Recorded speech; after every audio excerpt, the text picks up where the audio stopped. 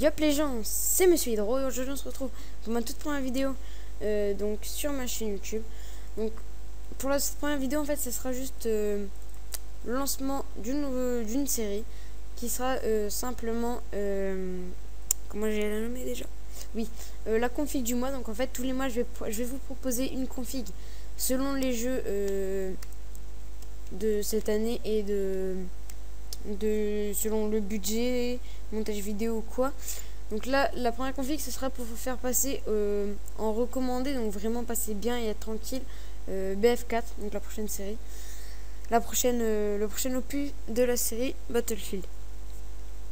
Donc c'est une config plutôt chère hein, mais avec vous serez quand même tranquille un bon petit moment. Après vous pourrez modifier un petit peu quelques trucs selon ce que vous voulez, ce que vous avez besoin.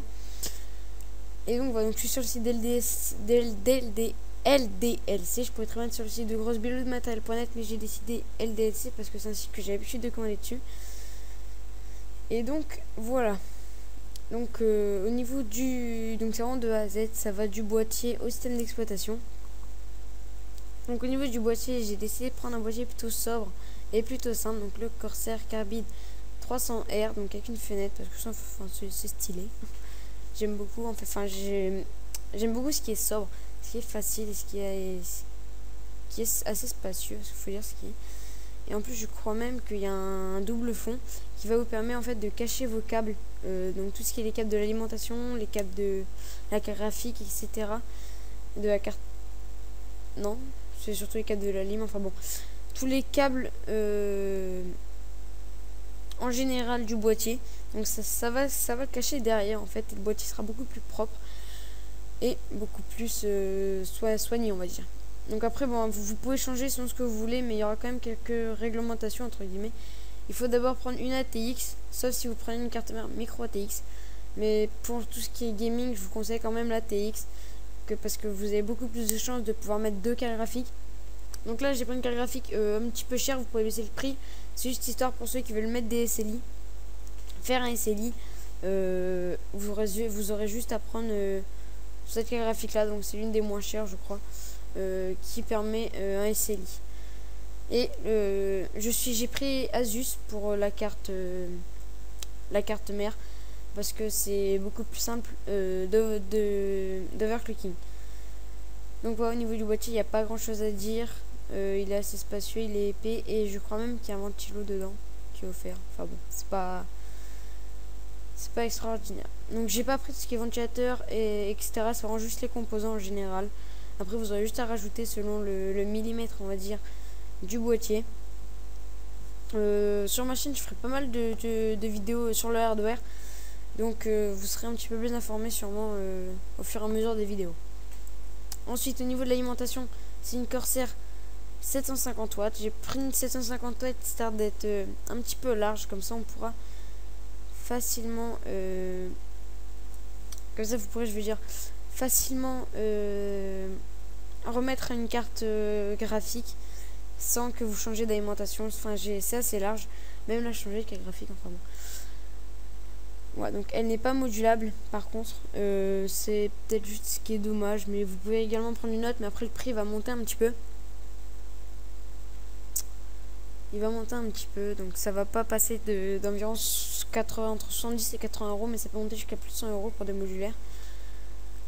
Donc voilà, c'est une alimentation Corsair, parce que Corsair j'aime bien.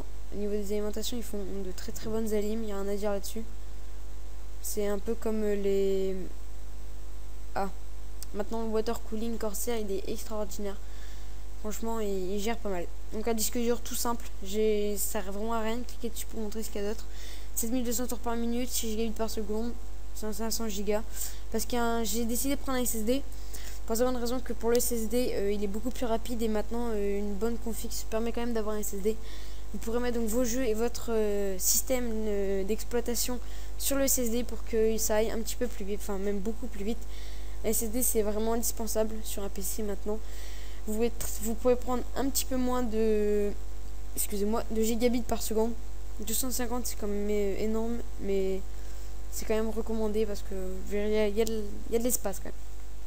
Ensuite donc là au niveau de la carte mère, par contre je vais cliquer, c'est une carte, c'est une carte mère socket 1150. Donc c'est pour les dernières générations de processeurs. Intel bien sûr. Donc là je suis sur Intel. Je ferai une petite coupure et je passerai sur AMD.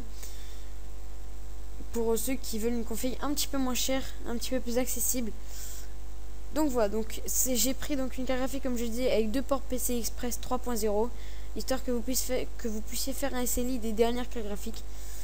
Et vous avez un PCI Express 2.0, donc si vous avez une carte un petit peu plus faible. Voilà, donc la carte mère, il n'y a pas grand chose à dire, elle est facile d'utilisation, donc oui, elle est disponible en Crossfire et en SLI.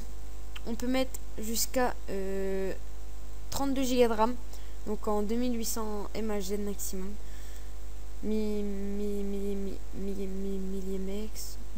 Enfin bon, je sais pas trop comment ça se prononce, je dis mHz. Je sais que c'est la fréquence. Donc voilà. Il n'y a pas grand chose à dire dessus. Ah oui, mis à part qu'elle possède des ports USB 3.0, donc 4 exactement, et 2 ports normal. Une sortie optique, une sortie HDMI, une sortie VG, une sortie DVI. Et je crois que c'est du son 7 points. Attendez, je vais vérifier. Ou 5 points, je ne sais plus. Excusez-moi, attendez. C'est marqué où?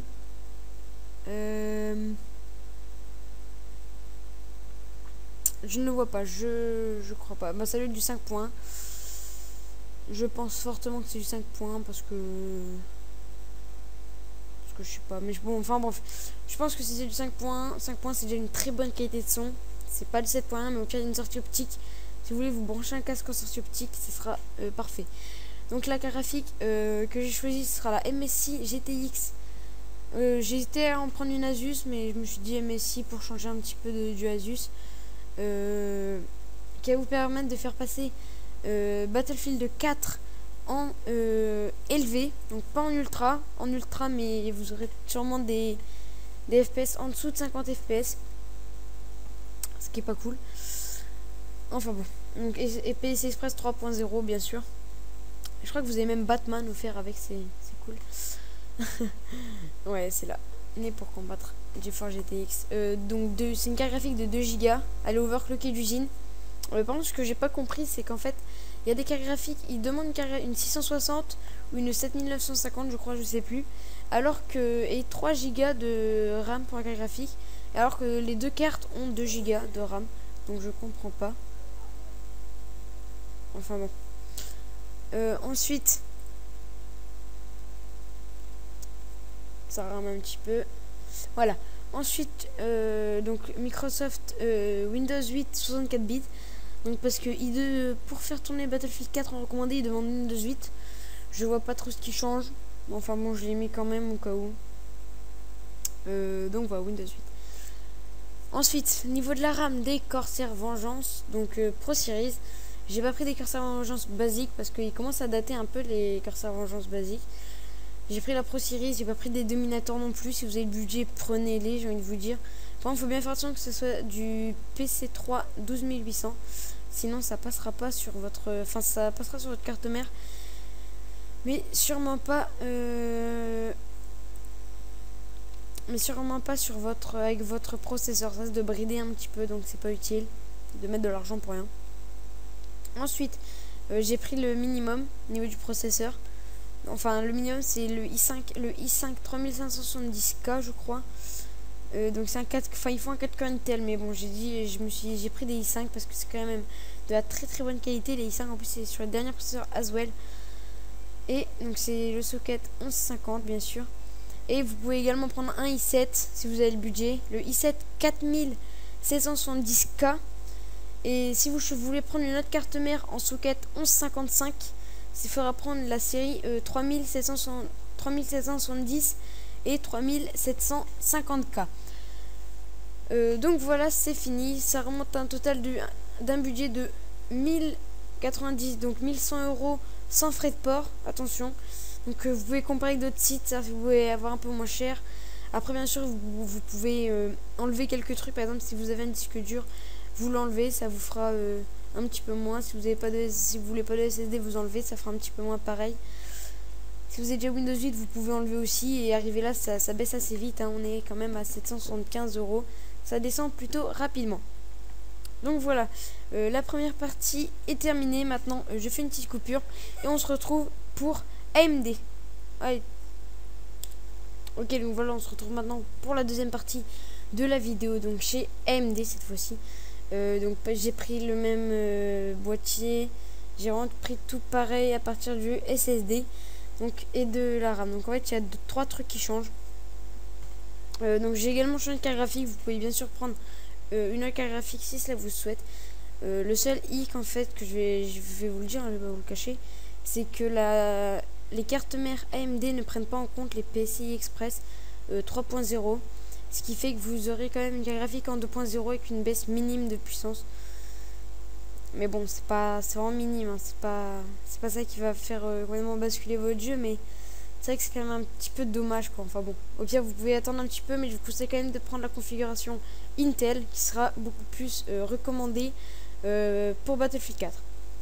Donc on va tout de suite commencer par la carte graphique, c'est la MSI Radeon HD 7870 2 Go overclockée d'usine à 170 €. Après il y avait la Asus mais beaucoup plus cher. Voilà, donc on peut voir les ports, il y a du DP, je sais pas ce que c'est, il y a de l'HDMI et du DVI, excusez-moi. Mais je vous conseille quand même de prendre une carte graphique Nvidia pour le gaming. Bon, apparemment elle a l'air plutôt bonne, hein, c'est pas ça, mais on va donc elle est bien sûr compatible avec DirectX 11. Et vous avez 2 jeux offerts avec AMD. On va checker vite fait ce que c'est. Vous avez Never Stay. Ah non. Ah d'accord, vous avez le choix en fait. Apparemment. Bon, franchement, si ça tiendrait qu'à moi, je prendrais forcément Tomb Raider et Far Cry 3, voire Hitman, je sais pas. Voilà. Il y a des bonnes cartes graphiques quand même, surtout là. Enfin bon. Donc, c'est à peu près tout pour la carte graphique. Chez AMD, il n'y a pas grand chose à dire. C'est une carte mère assez performante, là-dessus il y a vraiment rien à dire, elle est vraiment bien. Il y a juste qu'il y a beaucoup moins de ports PCI 3.0. Il y a une seule, bon il y a quand même une entrée HDMI, je veux dire c'est pas ça mais bon. Voilà. Là par contre je crois que voilà, c'est du 7 points par contre le son. Donc franchement c'est pas mal quand même, 7 points, je veux dire c'est cool.